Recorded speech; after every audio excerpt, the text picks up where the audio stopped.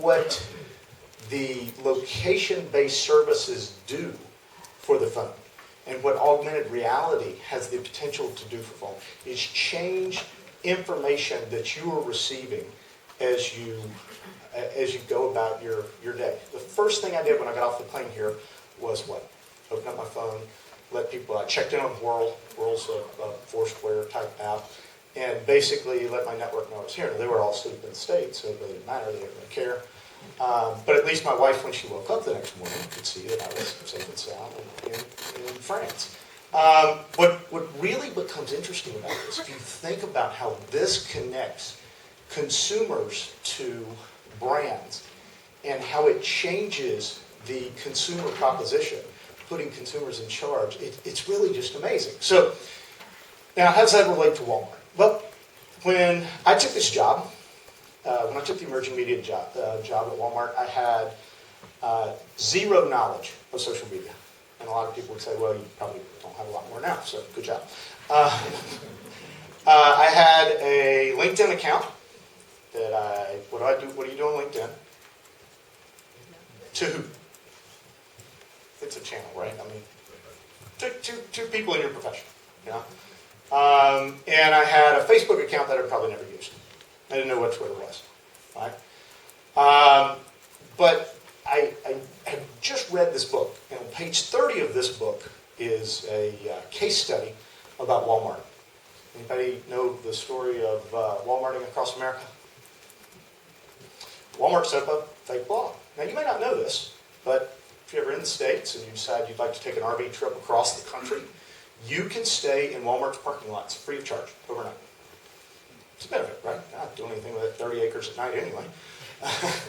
When you wake up in the morning, you've got the world's biggest convenience store right outside your door. I knew, and I had a Post-it note on my desk called GS30. I knew that I didn't want to be on page 30 of somebody's book on how not to do something. I actually created a word called a flog, which stands for a fake blog. Yeah, I didn't want that to be me, but I was pretty happy because low bar, you know, under promise, over deliver, right? And what I saw going on in social media was a lot of this. A lot of brands really took, including Walmart, took new tools and just said, great, a new ad channel. Woohoo, here's our offer. We had, when I started, we had a Twitter stream called Walmart Specials. It had been live for about 6 months, 8 months at the time, and had a whopping 180 followers or something like that.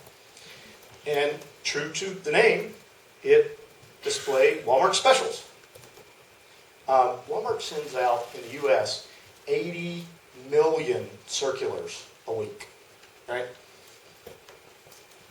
There's no lack of being able to get what Walmart Specials are to consumers. You don't need another stream to do it. We changed tactics by asking consumers, what would you like? And we actually found that there were all these consumers who were publishing on their blogs and through different streams their specials that they found at Walmart. We just simply started retweeting those. We had 4,000 followers like a month later. So you were thinking about somebody beside yourself. You were thinking about a stream that was already there. You were supporting others. So I talked about Walmarting America Walmart across America, for a minute, and I think that when you see a lot of streams today, they're very much this kind of stream. It is a lot of guys like me that spent years in the brand world. I forget who it was at an earlier presentation talking about controlling every single piece of branding elements. And even today, when I talk to people, it's just not a possibility. Consumers want to do things with your activities. Oh, it was Danone. Consumers want to make their own videos out of your activity, and you should empower them to do so. Gosh, what a great compliment that somebody thought your work was interesting enough that they wanted to put their own spin on it. That's huge. So what we began to do was talk about how we bring together all of the digital media properties that customers might want to use for Walmart. It could be the iPhone. It could be the in-store media from the Smart Network. It could be simply an easier way to get the circular that's much more sustainable than printing paper, right? Getting an email, being able to access that online. And we began in social media to talk to people who had the exact same mission as Walmart. What's Walmart's mission? It's very simple. What's Walmart stand for?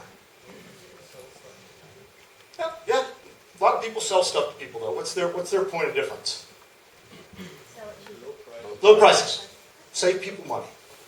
So we began to just have conversations with influencers, bloggers, vloggers, other people, talking about, gosh, if we were going to build a community that really focused on Walmart's brand mission, what would that community do? What would that community look like? And out of that conversation, what we began to find is there were tons of people who were passionate about this topic. And not passionate about Walmart with this topic, but passionate about saving money. We were doing this, the U.S. economy was already in the early stages of a pretty brutal recession. And this became a way that people were connecting with others on helping them to save money. And so we thought, gosh, if we could support those people, what would we do? And that was the simple premise of how do we build a program called the Walmart 11 Moms. And it was a group of people who were helping other people save money. Not at Walmart. That's what's interesting, is this group typically would be people who would post 3, 4, 5, 10 times a week about great ways to save money. And that could be ways to save money at Kroger. It could be ways to save money at Walgreens or CVS. But the mission was exactly the same. It would be very inauthentic for us to say, gosh, the only way you can save money is going to Walmart. First of all, about 25% of the population of the U.S. doesn't have access to a Walmart. You live in New York or L.A. or Chicago, larger city. But the mission was exactly the same.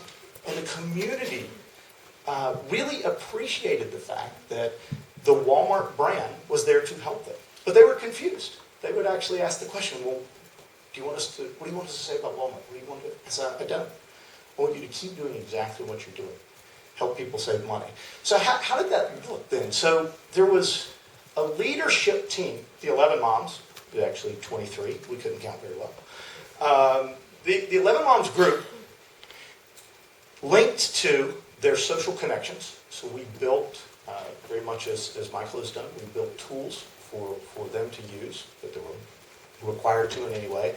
And then syndicating through their networks. That group of 23 moms, moms are Walmart's key target, had a total reach of about 12 million people.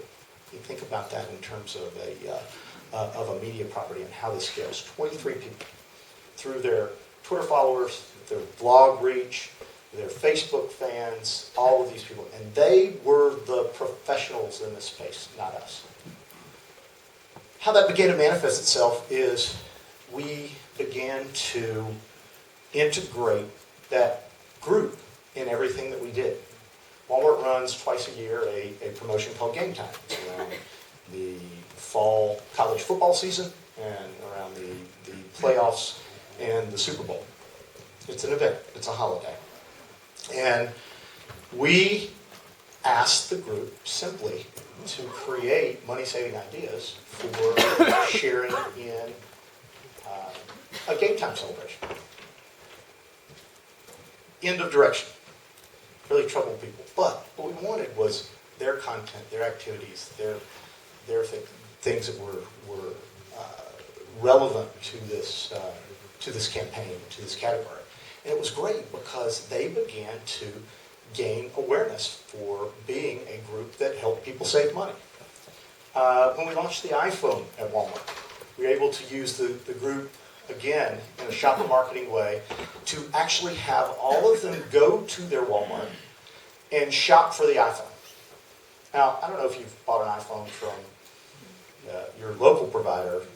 The experience can be sometimes not great. Right? It can take a while. There can be issues. There can be problems. Walmart is especially not incredibly set up to